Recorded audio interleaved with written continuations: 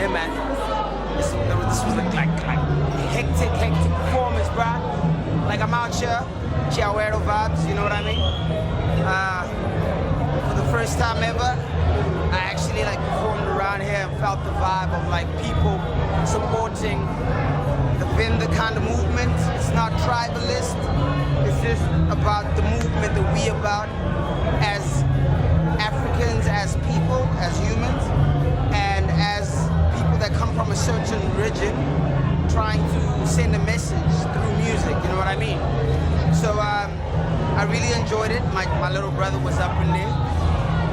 My homie Cassette was up in there. And I feel like we really represented what we about. There was a whole lot of challenges, as there's challenges in every job, every task you have to carry through.